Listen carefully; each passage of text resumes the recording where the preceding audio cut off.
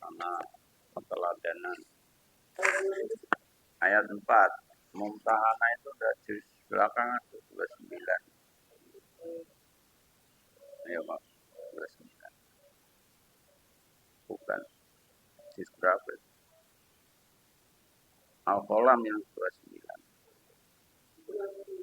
Mumtahana 4 itu berkaitan Nabi Ibrahim sebagai suri teladan. Kemudian nanti Rasulullah Nabi Muhammad itu surat Al-Ahzab 21. Al-Ahzab 21 itu juga keteladanan Rasulullah. Dan maulidnya biasanya berkaitan dengan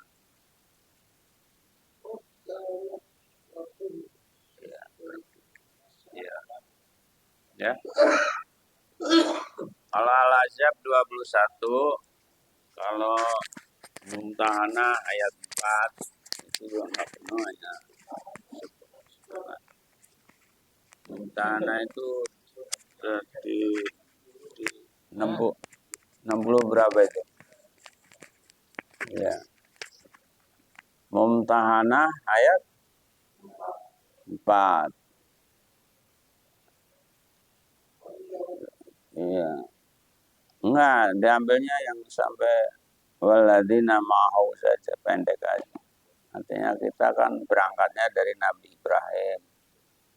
Terus kemudian Nabi Muhammad. Karena dua tokoh itu, sosok manusia yang pilihan Allah itu, yang selalu diabadikan di dalam Al-Quran.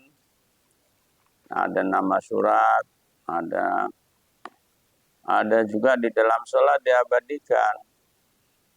Nah, tahiyat akhir selalu menyebutkan dua orang itu. Ya, itulah keistimewaannya. Ya, makanya dua-duanya menjadi suri teladan bagi kita. 21. Laqad kana lakum fi Rasulillahi uswatun hasanatun liman kana yarjullaha wal yawmal akhir wa taqwallaha katsira. Iya. Sudah ketemu sudah ketemu ya. Bismillahirrahmanirrahim. Assalamualaikum warahmatullahi wabarakatuh. Alhamdulillah wa ni'matillah wassalatu wassalamu ala rasulillah wa ala alihi wa sahbihi wa mawalah wa la hawla wa la quwata illa billahi amma ba'du. Subhanaka la ilma lana illa ma 'allamtana innaka antal alimul hakim. Rabbi shrah li sadri wa yassir li amri wa hlul 'uqdatam min lisani yafqahul qawli. Shadaqallahul azim. Hadirin jamaah salat subuh yang dimuliakan Allah, dilanjutkan dengan kajian ayat-ayat Allah, surat-surat yang tertuang di dalam Al-Quran. Pertama dan utama, mari kita senantiasa panjatkan puji dan syukur kehadirat Allah SWT atas limpahan nikmat yang diberikan kepada kita, terutama nikmat sehat, afiat, nikmat panjang umur, nikmat kita bisa berkumpul bermuajahah dalam rangka kita sama-sama belajar dan mempelajari ayat-ayat Al-Quran yang diturunkan Allah kepada Rasulnya, kepada Nabi Muhammad SAW melalui malaikat Jibril. Salawat dan salam tentunya tidak lupa kami atau kita sanjungkan kepada junjungan Nabi besar kita Muhammad sallallahu alaihi wasallam. Hadirin, berkenan atau berkaitan dengan hari lahirnya Nabi Muhammad Rasulullah sallallahu alaihi wasallam yang biasa disebut Maulid, hari kelahiran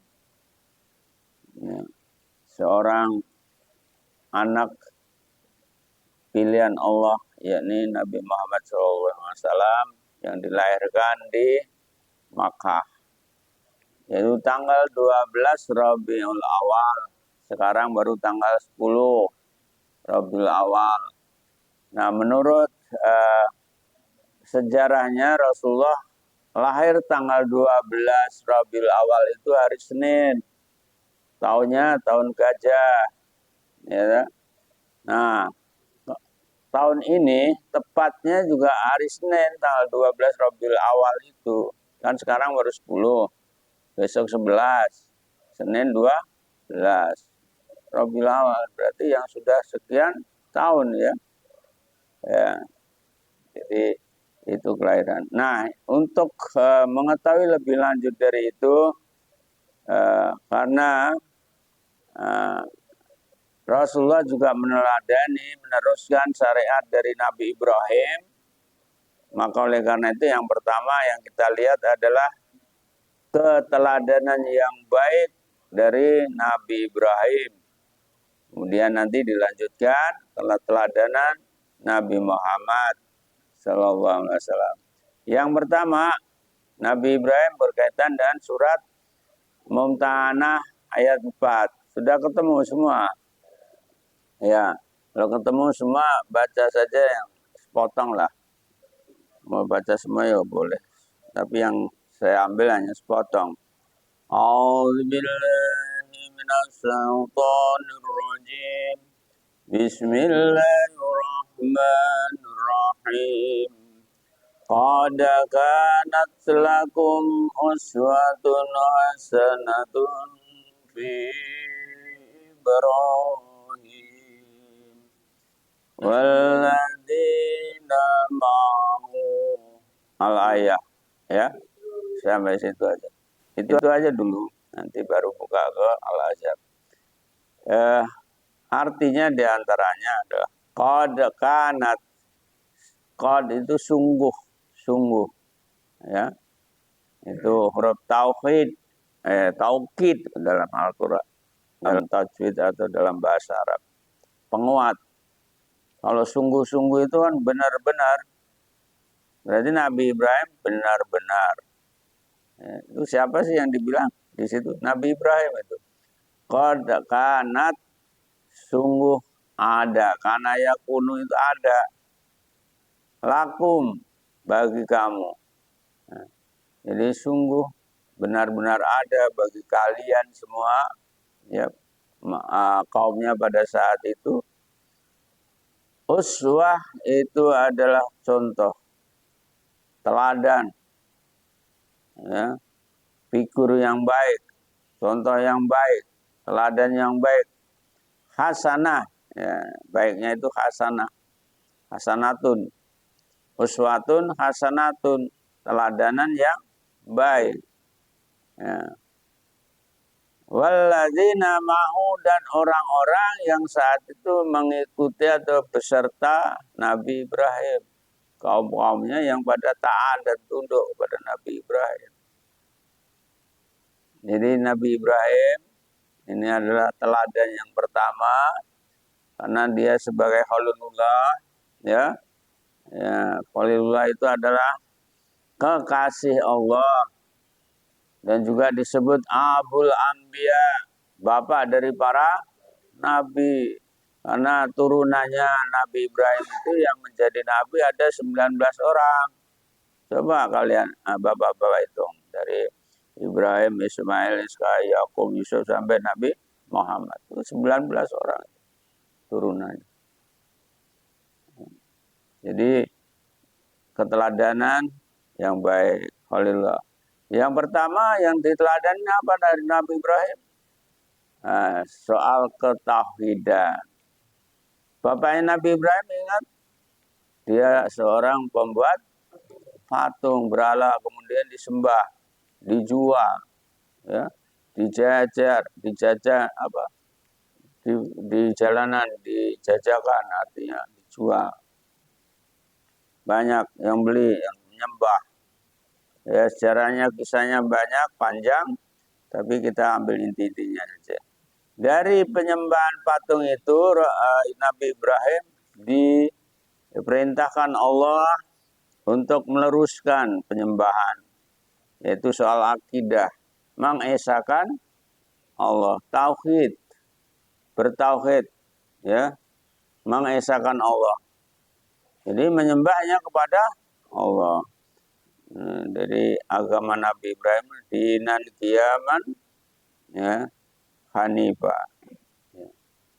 Agama yang lurus, yang tegak lurus, ya, ini hanya menyembah kepada Allah saja. Namun bapaknya juga nggak mau mengikuti. Ya, padahal patung itu nggak bisa juga memberi keselamatan. Suruh menyengsarakan orang saat itu juga nggak bisa. Namanya patung, berhala, arca, ya. Itu Nabi Ibrahim. Nah, ceritanya sampai Nabi Ibrahim menghancurkan patung-patung itu kecuali yang besar. Ya, di zaman siapa? Namrud ya. Nah, kerajaan dulu. Nah, terus Nabi Ibrahim karena menghancurkan patung-patung yang tidak punya eh, ke apa? Tidak bisa memberikan keselamatan dan kebahagiaan, bahkan memberi rezeki juga nggak bisa. Dihancurkan kan semua. Nah, karena itu termasuk perbuatan syirik. Ya. Nah, akhirnya Nabi Ibrahim cari-cari sampai Nabi Ibrahim tertangkap dan dibakar. Ya, dibakar apa? Dalam ayat yang lain itu, ya narukuni bardan wa salaman. Ya, wahai api, jadikan aku ini, ya, dingin dan selamat. Ya. Ya, yang mintanya ya kepada Allah sih. Tapi karena yang dihadapi api, ya. Jadi api itu kan di mana saja kan menurut alam kan panas, tapi jadi dingin malah. Yang dingin apinya apa Nabi Ibrahimnya kira-kira? Kalau Nabi Ibrahim dingin tetapnya kena panas kan, masih dinginnya hilang kan panasnya kena kan gitu. Tapi kalau apinya menjadi sejuk dingin ya, ya nggak apa-apa, malah ketawa paling di dalam kepungan api itu kan. Nah, itu doa Nabi Ibrahim. Nah, itu yang dari sisi akidah, meluruskan supaya menyembah kepada yang Maha Esa, yaitu Allah Subhanahu wa taala. Kemudian masalah ibadah. Ya, kaitannya dengan ibadah, Nabi Ibrahim mengajarkan yakni paling tidak dua, ibadah haji dan ibadah kurban. Karena melalui Nabi Ibrahim, nah itu ada beberapa pendapat sih. Awal daripada pelaksanaan ibadah haji itu ada juga yang menafsirkan Nabi Adam sudah melakukan haji, ibadah haji. Nabi Ibrahim lebih kuat karena Nabi Ibrahim yang waktu itu membangun Ka'bah bersama Ismail kan. Nah, sebagai bukti ada pijakan batu di situ bekas telapak kaki Nabi Ibrahim. Bahkan di dalam ayat Al-Quran disunahkan sholat 2 rakaat di dekat batu itu. Yang biasa disebut makom Ibrahim. Makom bukan berarti makam, kuburan bukan. Makom itu tempat berpijak. Ya. Bukan makam, makom.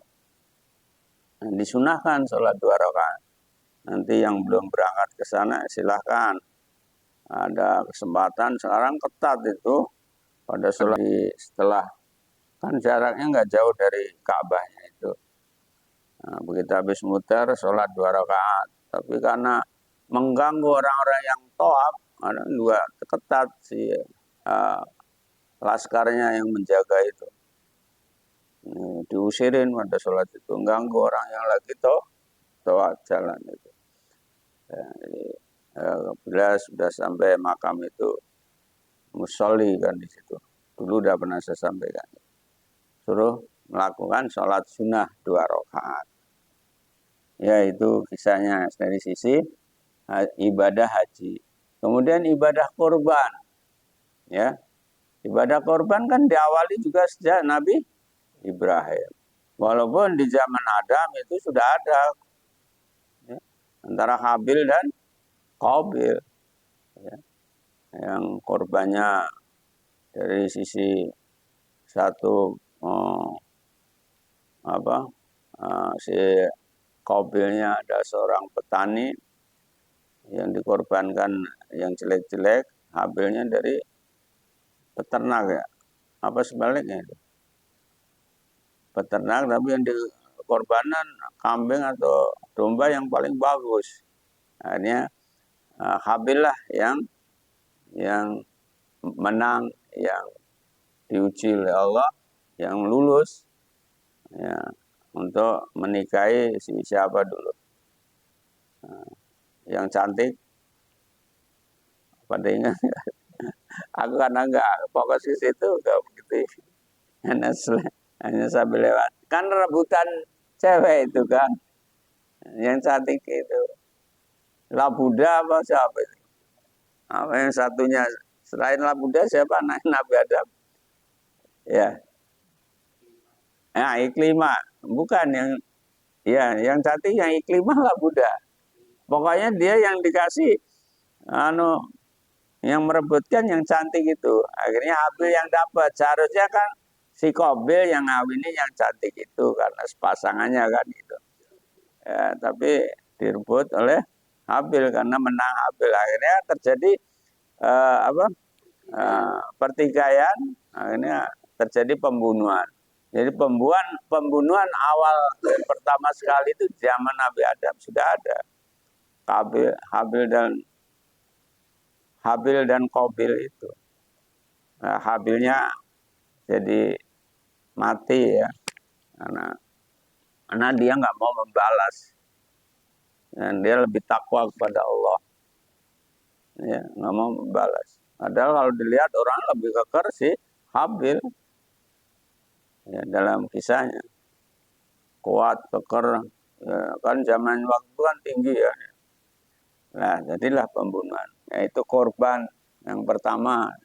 Kisahnya dari situ sudah ada. Tapi ini zaman Nabi Ibrahim, melalui mimpinya Nabi Ibrahim dalam surat As-Saffat ayat 102 sampai 110 ya.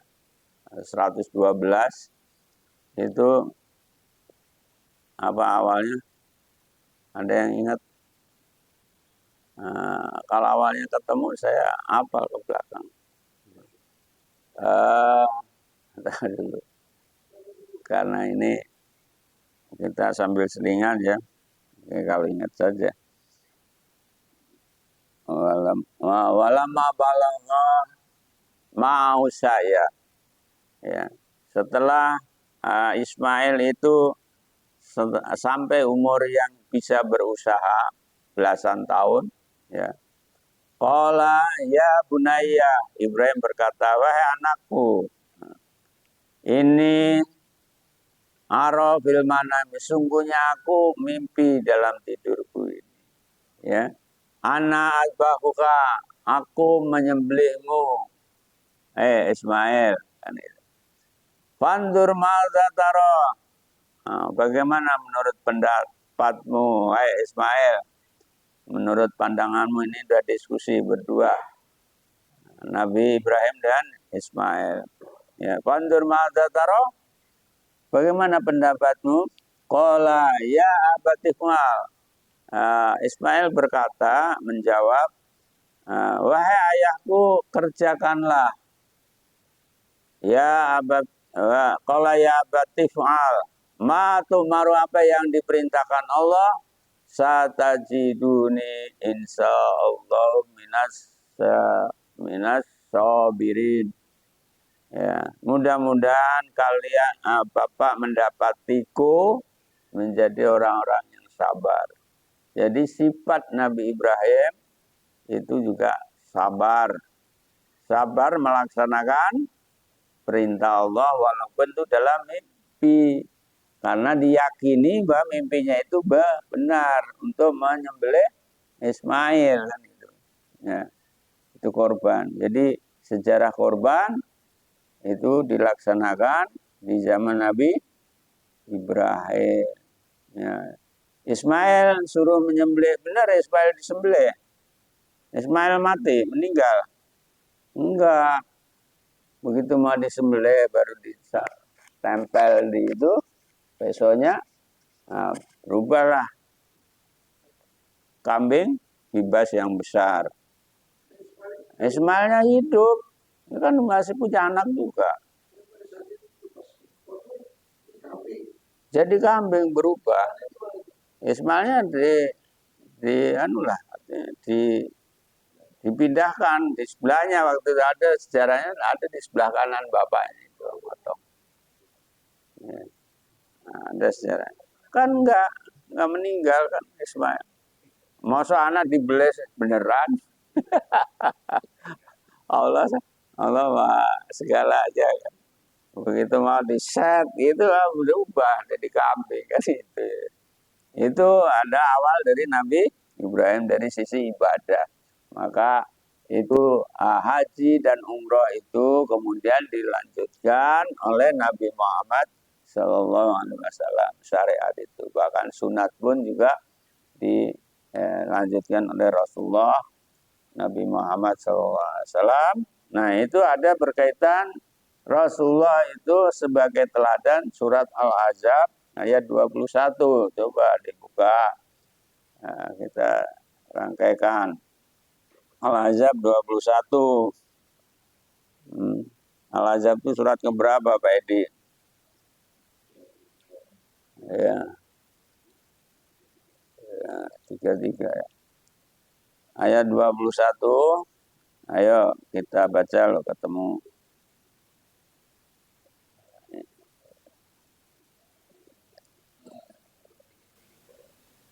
Surat 33 ayat 21. Ya.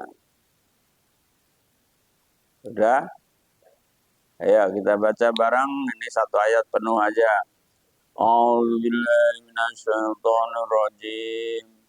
Bismillahirrahmanirrahim. Laqad kana lakum fi Rasulillahi uswatun hasanatun liman kana yarjullaha wal yawmal akhir wa dzakarallaha katsiran. Shadaqallahu adzim. Laqad kana, la itu juga huruf taukid menguatkan, ditambah qad lagi, berarti itu sungguh-sungguh dan benar-benar. Laqad, sungguh-sungguh, benar-benar. Ya. Kana lakum, adalah bagi kalian semua, bagi kita ini juga. Zaman Nabi Muhammad ya bagi orang-orang yang hidup pada saat itu. Ya. Berarti sekarang ya bagi kita, lakum bagi kita. Ya. Uswatun hasanatun. Uswah tadi contoh, hasanah yang baik. Liman, li bagi man orang, ya, atau siapa saja, kana adalah yarju, yang mengharap. Nah, yarjullaha, yang mengharap rahmat Allah, wal yaumal akhir, dan kedatangan hari akhirat nanti sebagai hari pembalasan amal-amal kita. Ya. Wa dzakarullah, dan selalu mengingat kepada Allah, katsira, yang banyak-banyak mengingat. Ya. Nah, arti yang utuhnya bacalah Pak Tri atau Pak Edi. Ya.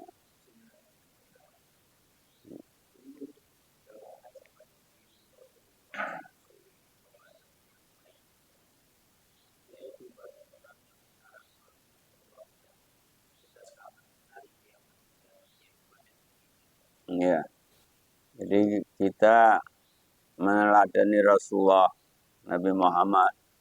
Nabi Muhammad itu sama, yang pertama yang di lurusan ala akidah.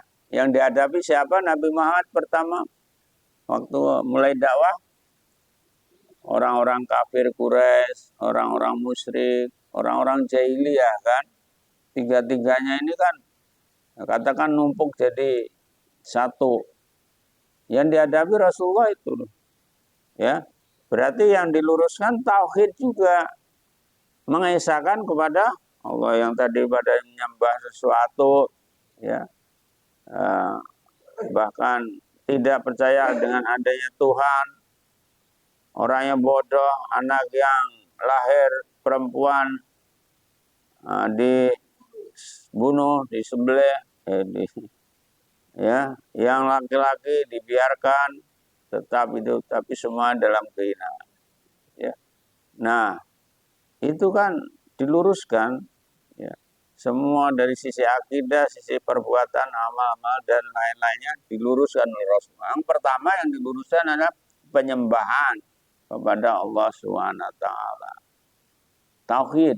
Maka semua nabi dari Nabi Adam sampai Nabi Muhammad itu tauhid agamanya, mengesahkan Allah. Nah, ada yang nyebutnya agama Islam semuanya dari Nabi Adam sampai Nabi Muhammad. Kenapa dikatakan Islam? Karena Islam itu dari asal katanya salama yusalimu, ya. Atau Islam itu menyerahkan diri kepada Allah, ya. Damai, sejahtera, itu Islam. Islam juga diartikan taat dan tunduk patuh terhadap ajaran-ajaran Allah. Nah, itu yang lebih kental. Jadi pada Nabi Adam sampai Nabi Muhammad itu taat tunduk pada aturan-aturan yang diajarkan oleh Rasulullah, ya, oleh Allah Subhanahu wa taala. Mengesahkan hanya menyembah kepada Allah. Ya. Jadi semua yang menyembah kepada Allah. Ini yang pertama ajaran. Soal ibadah, Rasulullah melanjutkan syariat yang dibawa oleh Nabi Ibrahim.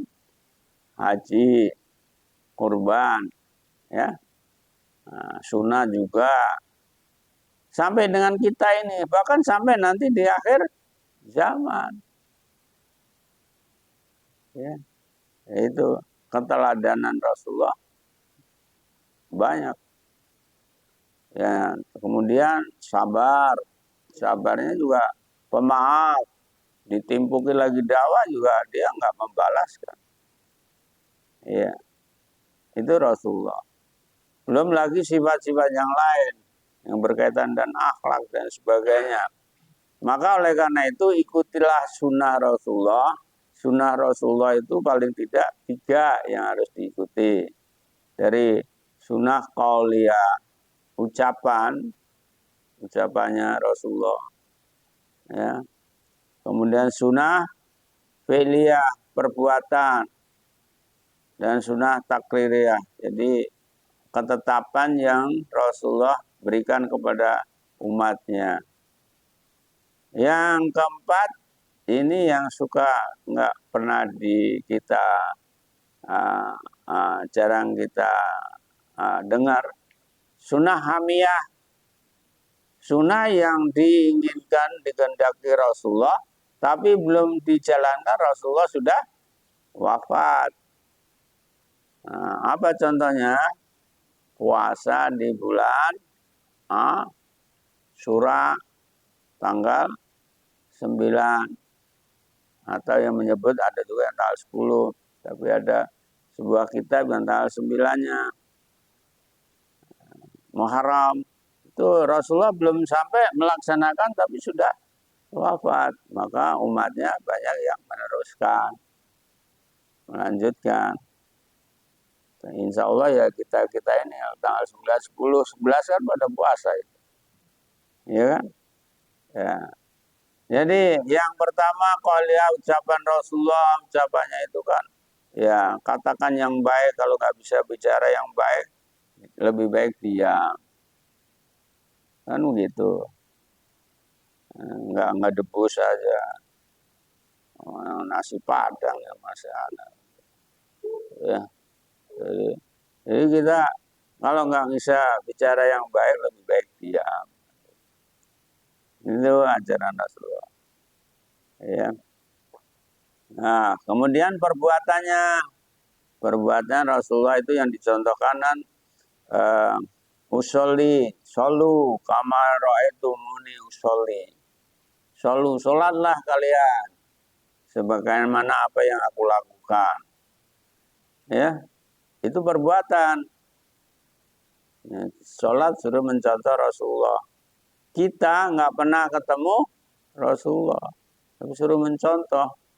Ya. Nah, tapi orang yang paling mulia hidup di dunia ini adalah, ya, ada dijelaskan dalam Quran, dalam hadis, orang yang tidak pernah ketemu Rasulullah, tidak hidup di zamannya, ya, tetapi dia masih melakukan apa yang diajarkan, yang diperintahkan Rasulullah. Seperti apa ya kita sholat ini. Nggak pernah kita ketemu Rasulullah, nggak pernah hidup di zamannya, ya, hanya melalui para ulama-ulama, al-ulama warasatul anbiya, ya. Ya, kita bisa melaksanakan sholat ini. Ya, ada yang makanya ada beraneka ragam kan sholat itu. Ada takbir aja, ada yang tinggi, ada yang pendek, ada yang rendah, ada yang, ya, berbagai macam. Ya, karena itu ada lihat daripada ulama-ulama berbeda-beda. Ya. Nah, dari sisi wudhunya juga beda-beda.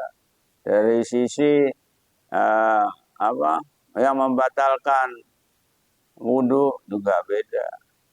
Ya, nah, itulah karena kita nggak hidup langsung bersama Rasulullah, tapi kita dikategorikan termasuk orang yang paling mulia. Nah, itu diantaranya. Ya, dari sisi ibadah, kesabarannya juga. Contoh yang lain, Rasulullah kan selalu memimpin perang. Artinya bagaimana menggerakkan perang dan memimpin perang. Nah, sekarang mau perang sama siapa? Ya ke Israel sana, ya ke Palestina mau perang. Ya, ya, ya perang. Kalau yang sekarang paling tidak kan Rasulullah pernah ketika perang Badar, perang yang sudah luar biasa, orang Islam hanya sedikit 300, lawannya 1000, bayangkan. Tapi Rasulullah masih mengatakan rojatum min jihadil asghar. Kalian itu, kita ini, ya, pulang dari jihad yang kecil. Padahal perangnya udah luar biasa, itu mati-matian. Tapi dibilang Rasulullah jihad asghar, jihad kecil. Lalu sahabat ada yang bertanya, mal jihadul akbar ya Rasulullah. Lalu yang mana jihad akbar itu ya Rasulullah? Dijawab Rasulullah apa? Jihadun nafsi. Yang memerangi hawa nafsu. Ya kalau ikut perang sekarang memerangi hawa nafsu kita yang akbar. Ya, jangan hanya gara-gara nasi padang aja nafsunya pada keluar semua. Nafsu amarahnya, ya. Nafsu paling enggak kan nafsu amarah, nafsu lawamah, nafsu mutmainah. Ya, itulah kita harus berarti. Jadi itu yang berkaitan dengan sunnah fi'liyah atau af'aliyah, perbuatan Rasulullah yang harus kita ikuti. Kemudian sunnah takririyah yang menjadi ketetapan Rasulullah. Di zaman Rasulullah itu ada sesuatu yang katakan yang dicontohkan itu kebanyakan makanan biawak. Saat itu ada sahabat yang pada makan biawak itu, kemudian mengadu pada Rasulullah. Akhirnya Rasulullah hanya diam. Diamnya Rasulullah itu bisa juga menunjukkan boleh dimakan. Tapi enggak mengatakan itu halal, tapi boleh. Biawak bisa dimakan, ya. Kalau menangkap biawak di situ mau disembelih itu berarti boleh. Yang suka kedatangan biaya, menyicipin biaya ya dipotong saja, karena dia juga mengalirkan darah kan. Ya. Tapi kalau dikategorikan ikan, nggak dipotong pun boleh dimakan. Karena tidak, ikan kan nggak berdarah bahasanya. Nggak mengalirkan darah. Ya, itu biawak. Nah, itu menjadi ketetapan. Ada sholat sunat yang lain, yang kadang juga menjadi ketetapan. Nggak dilarang. Ya, nggak dilarang oleh Rasulullah, tapi juga nggak diperintahkan. Ya, seumpama contohnya sholat sunat sebelum maghrib. Waktu maghrib itu kan cekak, pendek ya. Masih pada sholat sunat aja. Ya, kan yang masuk ke kategori sunnah yang mengiringi sunnah rawatib, sholat rawatib itu adalah 12 atau 10 ya. Sebelum duhur 4 rakaat, sehabis duhur 2 rakaat, sehabis maghrib 2 rakaat, sehabis isya 2 rakaat, sebelum subuh 2 rakaat. Ya. Yang lainnya itu juga makanya tadi ada yang ketetapan, ada yang boleh, ada juga hadis yang menerangkan sholat sunnah itu boleh dilakukan antara azan dan qomat. Ya. Nah, itu yang suka dipakai alasan kita melaksanakan sholat sunat sebelum asar, kadang kan sebelum maghrib yang qobliyah. Nah, qobliyah itu karena ada juga hadis itu kalau dia di riwayat Imam Muslim ada. Jadi ketika ada adzan dan iqomah, nah disitulah pada antara adzan iqomah itu sholat sunat ada. Makanya yang dipakai dalilnya biasanya itu. Ya, ini yang berkaitan dengan keteladanan dua sosok manusia yang luar biasa.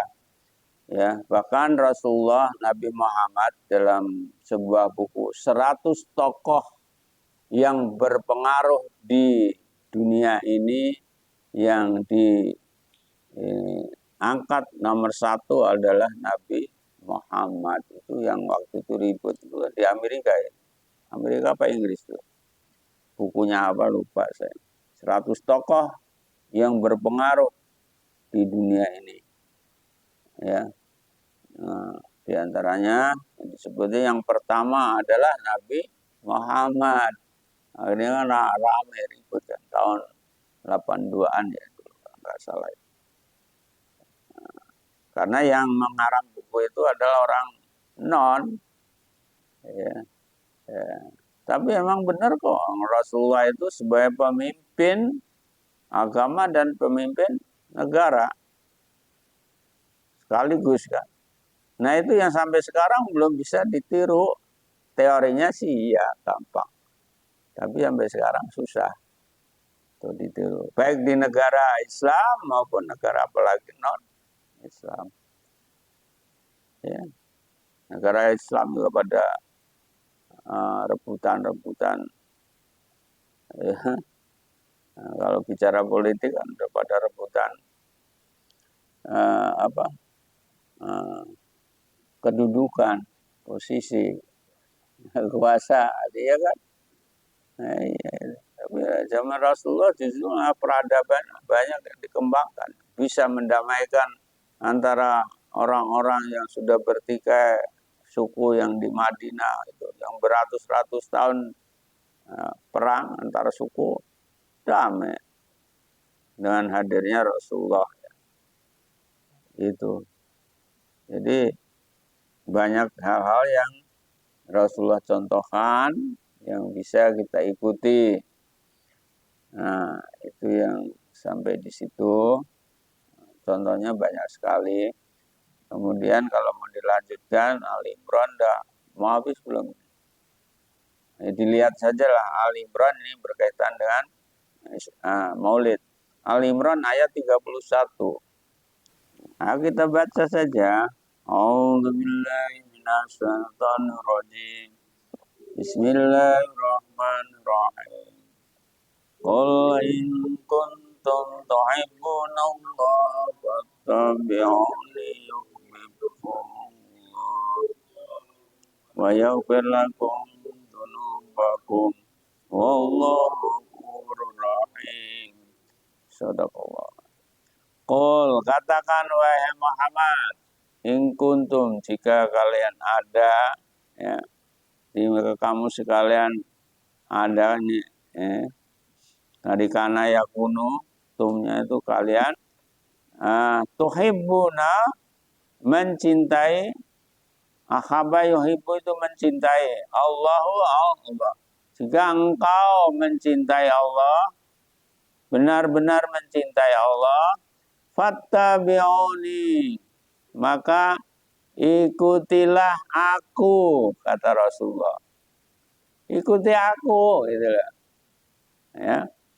Yuhibbukumullah, niscaya pasti Allah akan mengikuti, akan mencintai kalian semua. Yuhibbukumu, kumu itu kum, ya. Allah mencintai kalian semua, ya. Wa yaghfir, bukan hanya sampai di situ. Allah juga akan mengampuni kalian, lakum, pada kalian. Wa yaghfir lakum, dan akan mengampuni kalian atas segala dzunubakum, dosa-dosamu. Ya. Wallahu, dan adapun Allah Ghafurur Rahim, Maha Pengampun lagi Maha Penyayang. Ya, inilah yang biasa dalam Maulid selalu diangkat ayat ini, ya. Yang pertama, karena kelahiran Rasulullah, Rasul menjadi teladan tadi. Ikuti apa yang diajarkan Rasulullah. Ya, cintailah Allah. Nah, bagaimana cara mencintai Allah? Yaitu mengikuti ajaran Rasulullah. Tidak sampai di situ aja. Allah juga wa yaghfir lakum, akan dunubakum. Allah akan mengampuni segala dosa-dosa yang kamu lakukan. Ya. Nah, diampuni dosanya. Ketika kalian mengikuti ajaran Rasulullah. Cara untuk cinta kepada Allah itu adalah mengikuti ajaran Rasulullah. Ya. Nah, begitu sudah mengikuti ajaran Rasulullah, Allah masih memberi ampunan terhadap dosa-dosa, kesalahan-kesalahan kita yang kita lakukan. Ya. Nah, kenapa? Allah itu Ghafurur Rahim, Maha Pengampun dan Maha Penyayang.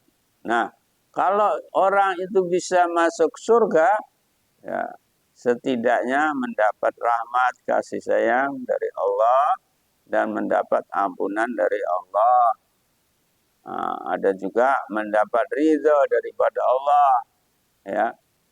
Nah, bukan dari amal perbuatan kita ini, ya, karena ada juga hadis suatu saat berkumpul dengan sahabat juga, bahwa masuk surga itu bukan karena amalmu, katanya.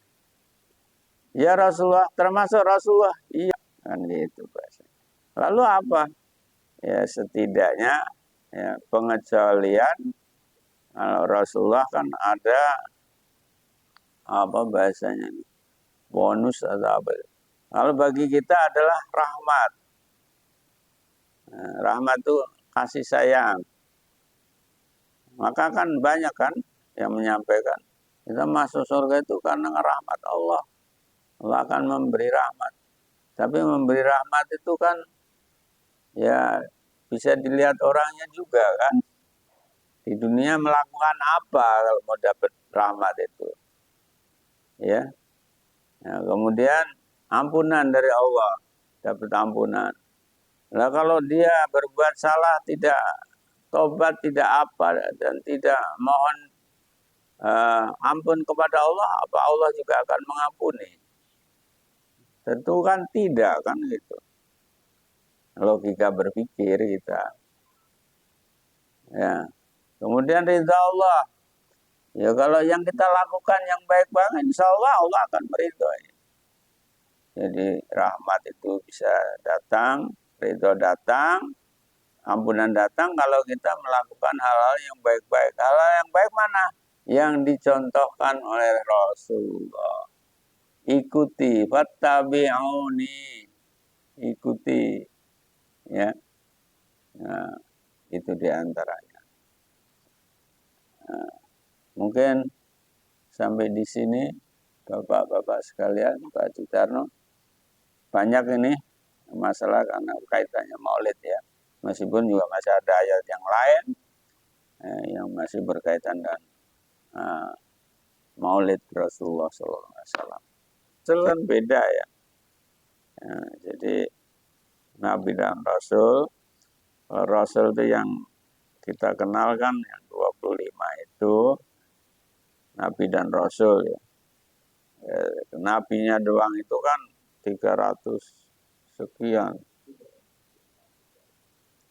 Ya kalau itu ya dari semua lah 300 itu. Karena membedakan Nabi dan Rasul itu kan Nabi itu diberi ya kabar gembira, diberi wahyu oleh Allah, tapi hanya untuk dirinya dan keluarganya. Itu Nabi. Rasul kan juga untuk semua kaum dan umatnya. Itu yang membedakan. Itu diantaranya. Jadi makanya jumlah Nabi lebih banyak kan. Dia dikasih. Termasuk itu ada yang menganggap yang Luqman itu ada sebagian ulama, sebagian kecil yang menganggap dia itu Nabi. Padahal Luqman itu ada orang yang figur yang memang menjadi teladan yang baik. Bisa mengajari anaknya. Wa qala Luqmanu li ibnihi wa huwa ya'idu ya budaya la tusyrik billah. Ketika Luqman mengatakan kepada anaknya apa yang dikatakan la tusyrik billah, jangan kau melakukan syirik kepada Allah. Ya, ada juga dia sebagai nabi Khidir, Nabi Khidir, dan masih banyak lagi itu nabi-nabi. Ya. Ya. Baik, lanjut Pak Yodedi.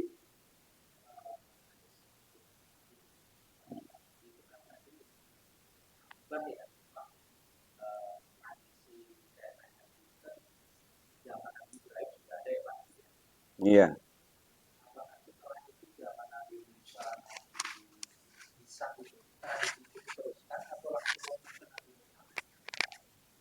Ya. Nabi Musa, Nabi Isa dari sisi kerasulannya dia hanya diperintahkan kepada Bani Israel. Ya. Berarti logikanya kan nggak merambah ke sana kan, ke Arab kan. Ya. Jadi dia mentauhidkan Allah juga, ya. Tapi melaksanakan itu saya juga nggak begitu mempelajari itu apakah. Tapi dari sisi diutusnya Nabi Musa dan Nabi Isa itu adalah untuk Bani Israel, ya, bukan Bani Arab, bukan Bani Ismail, jadi Bani Israel. Ya, jalurnya Israel, Daud. Ya. Nah, jadi Ishak, makanya kontroversi kalau orang sebelah kan yang disembelih tadi Ishak, tapi Islam adalah Ismail. Ya, karena bersikap orang sebelah anak tunggal kan Ishak katanya.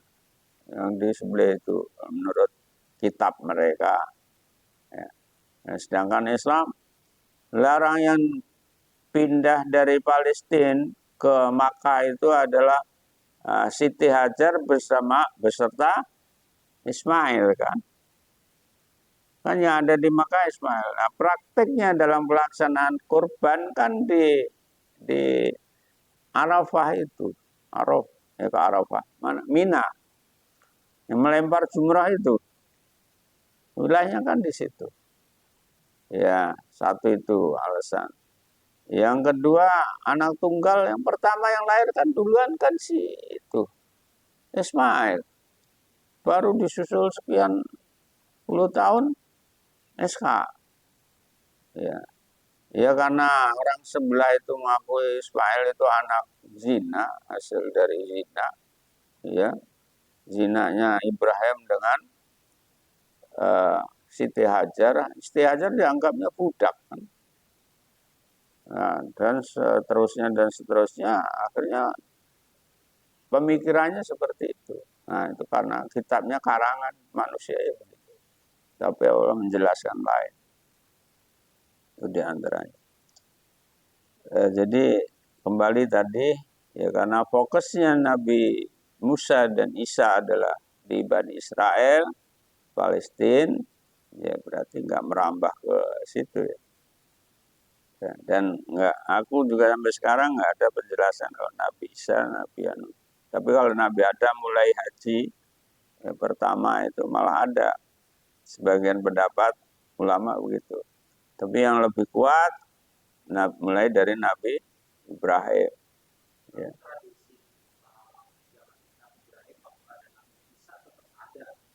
Nah, kalau itu masih ada, cuman dilaksanakan di situ apa enggak? Kan enggak. Umatnya Nabi Isa atau Nabi Musa. Ya. Kalau tradisi itu masih ada. Karena para penyembah berhala itu kan intinya dulu di Mekah itu kan juga masih keturunan dari orang-orang yang Nasrani, ya, yang istilahnya Kristen sekarang. Kenapa? Karena di zamannya itu dibunuhnya Yesus itu kan, disalibnya Yesus itu kan oleh tentara-tentara Romawi. Sedang di Romawi itu udah penyembahan terhadap dewa-dewa. Makanya sekarang yang dikultuskan kan Maria itu kan dewa yang paling hebat. Ya kan? Karena sembahan agama Katolik itu kan. Itu. Nah, akhirnya di Arab pun juga banyak kan penyembahan terhadap patung-patung, ya, berhala kan gitu. Nah, itu masih ada pengaruh-pengaruhnya.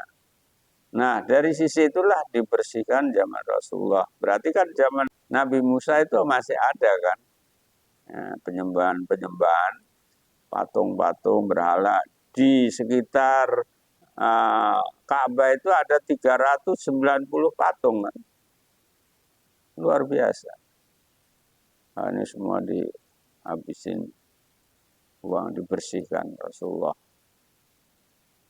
Nah, jadi kalau dikaitkan dengan rangkaian itu, tradisi itu tetap ada. Cuman meskipun berubah. Bahkan dulu ada sejarahnya ketika Toab, itu sebelum Rasulullah itu kan pada telanjang. Ya. Bukan hanya pakai itu doang. Ikhram. Ikhram masih ketutup gitu. Ada di kisahnya pada telanjang. Nggak tahu telanjang sampai bulat apa enggak. Ya itu kan zamannya katanya zaman Musa, zaman Isa kan itu. Ya. Soalnya dari Nabi Isa ke Rasulullah itu kan berapa ribu tahun? Dari Musa ke Isa itu ya, aduh agak lupa saya. Berapa tahun itu? Berapa abad? Nah, 2000 apa? 2000 apa? Iya, nanti buka lagi lah. Nah, oke. Cukup Pak, jadi lanjut apa?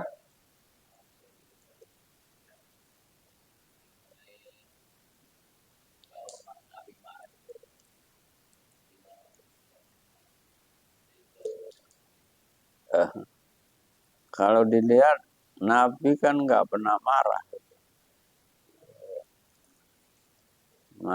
nggak pernah marah. Tapi kalau musam iya, kalau cemberut atau musam ada yang surat Abasa itu ketika Nabi musam dikasih peringatan oleh Allah. Tapi kalau marah nggak ada dalam ceritanya Nabi marah. Kan orangnya pemaaf, ditimpukin aja nggak marah, nggak dibalas. Ya, itu. Jadi marahnya terhadap sahabat-sahabatnya belum pernah nemuin mendapat Rasulullah marah dengan sahabatnya. Yang sama sahabat berkumpul ya. Ada suatu saat tuh berkumpul begini sahabat tanya, andai kata Romawi dan Persia ini bisa kita kalahkan, apa yang akan kamu perbuat, sahabat-sahabat? Malah ditanya. Ya. Andai kata ini Romawi dan Persia ini terkalahkan, lalu apa yang akan kamu perbuat? Dijawab oleh Abdurrahman bin Auf. Naqulu kama amarna Allah. Aku akan melakukan seperti apa yang diperintahkan Allah. Artinya melakukan berarti perintah Allah, jadi larangan kan, maksudnya begitu. Tapi masih ditanya lagi Rasul, apa iya begitu? Apa iya kayak begitu? Andai kata, masih dipertanyakan Rasulullah. Nah, masih tanya, apa iya? Bukannya malah sebaliknya, kamu akan menjauhi perintah Allah. Nah, lalu ketika buktinya kan Rasulullah, ketika ke kemerdekaan atau kemuliaan itu didapat, ya, justru kamu tatanafasun dulu, kamu saling merasa paling berjasa untuk meraihkan itu Romawi dan Persia, merasa kamu paling berjasa. Summa tatahasadun, kemudian kamu saling menghasut, membenci antara satu yang lain. Ada yang kampret, ada yang cebong. Begitu udah merdeka malah ada begitu kan. Yang lebih aneh lagi, summa tatadabarun, saling membelakangi, saling memalingkan, saling menghujat. Yang terjadi kan itu. Rasulullah malah bertanya kan, apa iya kamu akan menjalankan perintah Allah kan begitu. Biasanya kalau udah terjadi ya kebebasan, kemerdekaan, ya kamu itu paling, aku yang berjasa, aku yang maju duluan, aku yang membenci akhirnya, saling membenci antara mereka dan saling membelakangi, menghujat, memalingkan, ya itu nggak pernah itu Rasulullah marah gitu, malah dalam bentuk begitu. Mungkin ada yang pernah dengar Rasulullah marah?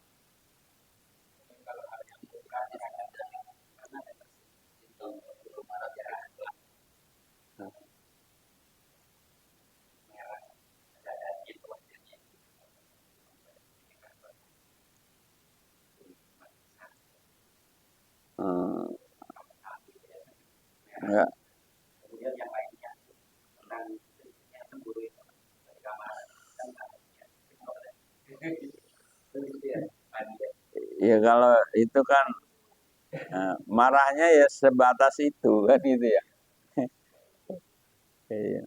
Nggak marahnya seperti kita ini tukang marah gara-gara nasi padang marah kan itu.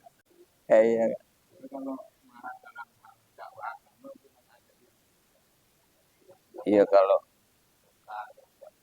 Iya kalau yang mungkar Bisa juga nadanya tinggi aja sih kalau marah. Aku nggak pernah sih dengerin kiai-kiai yang juga nggak pernah bagaimana Rasul marah. Kemudian usia terus. Mohon maaf bila kesalahan. Mari kita baca kafaratul majlis. Subhanallahumma wa bihamdika asyhadu an la ilaha illa anta astaghfiruka wa atubu ilaik. Terima kasih. Waalaikumsalam. Waalaikumsalam.